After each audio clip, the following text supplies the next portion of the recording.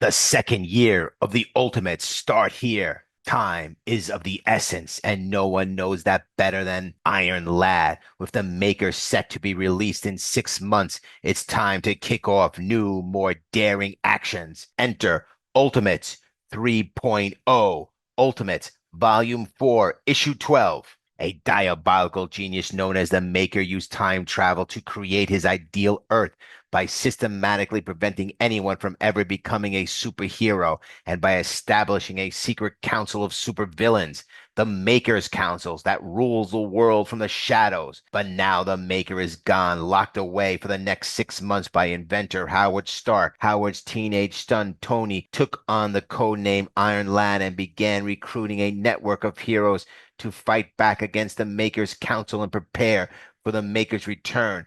This network has been operating covertly across the globe, but time is running out before the Maker returns. But with the help of Tony's fusion to the Immortus Engine, the Ultimates decided to make their time their ally instead of their enemy. Little do they know, Wasp has reported their plans back to Han, agents of the Maker's Council. Due to the side effects of the Immortus Engine being fused to him, Iron Lad has been experiencing numerous future outcomes and doesn't notice Wasp entering when she asks about Buenos Aires' mission. The Immortus Engine is a time machine. Iron Lad is standing in front of a blackboard with the words Ultimates 3.0 written on it. He, Iron Lad, Tony Stark, is compiling a message to his father, Howard Stark. The message reads, "Dear Dad, has it really been a year? It feels much longer. I died, Dad. I died, and then I came back. It took dying to understand, but I get it now. Fixing the world is easier said than done.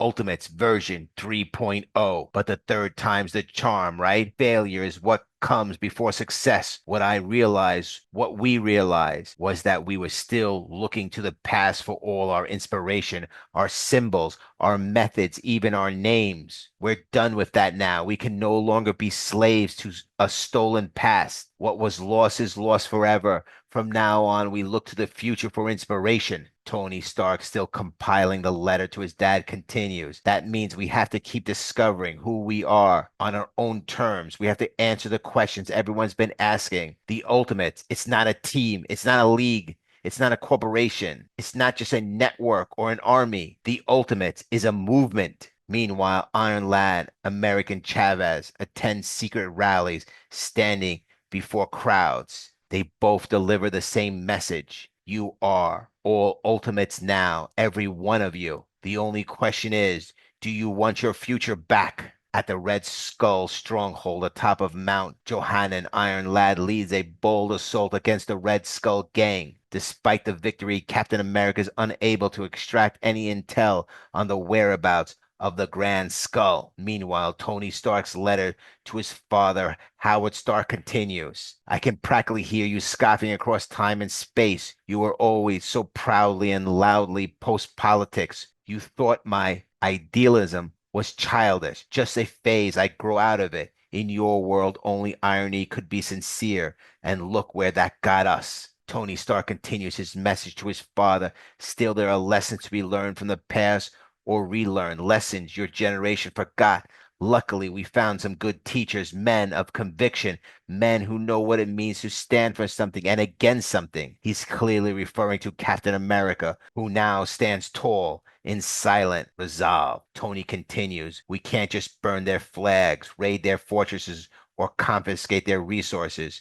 We have to give them something new to believe in." Tony Stark continues his message. "We're inventing new ways to connect, to find each other, to exchange information and ideas. We're building a new sincerity. Traditional media will never tell our side of the story. The council controls all the major sources of information, television, newspapers, radio, even the internet. So we built our own internet. The Ultimates Networks enables people to learn the truth about the world." Tony Stark continues, "It's true, the old information systems, the ones you helped build, were better at spreading lies than truth. And that's not some immutable law of the universe. It was a design, a choice. We're making different choices now.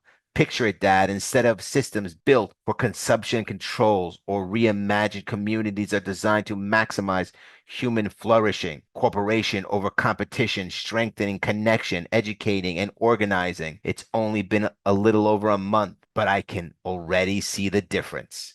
Human Torch tells Tony Stark that he's ready. Tony asks if he's sure and suggests that he can take some time to think it over. Meanwhile, Wasp is secretly watching and listening to their conversation. Jim Hammond, the Human Torch, responds that Tony's problem is too much thinking and not enough doing. Iron Lad tries to explain the weight of what they're asking him to sacrifice, but Jim cuts in, saying he understands the cost better than Tony does. He's been through this before. To him, it's not complicated. It has to be done, and he's the only one who can do it. Tony hesitates, asking if he means now, and suggests that he takes a few days to say his goodbyes. But Jim replies that he has only one friend left in the world, and they said everything they needed to a long time ago. The Human Torch says, I'm ready. Tony Stark, Iron Lad replies, okay. He reflects for a moment, saying that while he was rebuilding, Jim, Steve, Captain America kept reminding him not to think of Jim as a machine he was working on, but as a patient in every way that mattered. Jim Hammond was the most human being Tony had ever known. Now he finally understands what Steve meant. Jim responds with a slight smile. I'll take that as a compliment. Tony asks, what should I tell the others about where you went? Jim answers simply, tell them the truth. I went to start the fire. Tony nods and says, good luck, Mr. Hammond. We're all counting on you. Jim replies, same to you, kid, before disappearing. Unbeknownst to them, Wasp is still secretly watching. She is the spy. She is reporting everything back to the Hand. On Monster Island, the inhabitants are being held at gunpoint by AIM agents, while four of the immortal weapons battle the island's massive megafauna. From a distance, Iron Lad and She-Hulk observe the chaos. In a moment of desperation, Iron Lad calls out to the heavens, pleading for divine intervention, but the response he receives is cold and absolute. The gods make war on a scale you cannot imagine. 9 realms hang in the balance. Your fight, a skirmish among Midgarders? Kneel and beg all you like, Iron Lad. The gods no longer answer mortal prayers. Now you must answer your own. Later, Tony reflects on the moment in his message to his father, Howard Stark. I asked God for help, and God answered in a voice like thunder. He said he was busy. The gods are kind of funny like that, Dad. Tony Stark continues writing to his father, but the most important piece, the thing that could turn the tide, is this man named Luke Cage. He has sparked prison uprising across North America. Many of these groups have declared themselves sovereign states and have begun defending their own territory. Since the prison facilities were already heavily militarized and with North America forces confused and fragmented, after your removal from the council, they're actually holding their own. Luke Cage has inspired a wave of prison uprising across North America Union.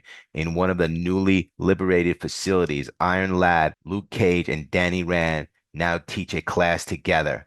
As Iron Lad continues his letter to his father, he writes, in each of these fragile new territories, Cage has helped institute education and rehabilitation programs. It's still early, but they appear to be working. Hardened killers, violent racists, compulsive thieves, no one is beyond redemption if given the right environment and the right tools. It turns out that locking away the problems your society creates isn't the same as solving them. This is what a revolution looks like, and this is how we build on it. Iron Lad writes, continue his message. After Cage, Charlie, and Joanne, I realized we've been going about it all the wrong way. Heroes aren't born, they aren't made in labs or created by fate. Heroes rise up from the people, from their struggles. Our prisons are overflowing with political prisoners, community leaders, and so-called dangers to the status quo. People who stood up when it mattered. They're already heroes. It's not the maker's list that defines them. It's not a suit or a name. It's their actions that makes someone a hero. But this time, rather than throwing them into the deep water and hoping they figured out how to swim before they drown, we're actually preparing them. Captain America is teaching combat, strategy, and tactics. Doom handles science and theory. And when I have time, I come and answer their questions. Of course, we don't have a lot of time. But then again, prisoners have always had a strange relationship with time. Tony continues his letter. Inside these walls, time passes much faster than it does outside the world, at a rate of about 6 to 1. I got the idea from the Maker City. We have a time machine. It's time to really use it. As Iron Lad activates the system, a dome forms around the prison. This dome, he says, will accelerate training and lived experience. What would normally take years will happen in months. We're not just rebuilding, we're evolving. With Captain America teaching combat strategies and tactics, Doom teaching science and theory, and Luke Cage teaching civics and politics, Iron Lad uses the Immortus Engine's power to allow time inside the barrier to pass faster at a ratio of 6 to 1 upon being inspired by the Maker's City. The question is, how can Iron Lad be with America Chavez inspiring the troops at Red Skull Island with Captain America and Hawkeye, with She-Hulk on Monster Island, and in so many other places all at the same time? The letter to Howard Stark continues. We're going to change everything, Dad. We're turning your prisons into schools. We're turning your convicts into superheroes. We're pushing everything to the very limit of what's possible. Iron Lad returns to the Triskelion. Tony Stark continues the letter to his father. When the city opens, if you're still alive, I wonder if you'll ever recognize the place. I wonder if you'll even recognize each other. How did Tony Stark accomplish so much in a short period of time? He's been using the Immortus Engine to create multiple versions of himself, countless copies of Iron Lad, each operating in different locations simultaneously. As the Iron Lad continues to split himself into more and more copies, one truth becomes clear. Someone is watching. From the shadow, the Wasp observes. A trusted ally hiding a deadly secret. She is an agent of Hand, a spy of the Maker, embedded deep within the Ultimates. 5 months remaining until the return of the Maker. Next, Ultimates Volume 4, Issue 14.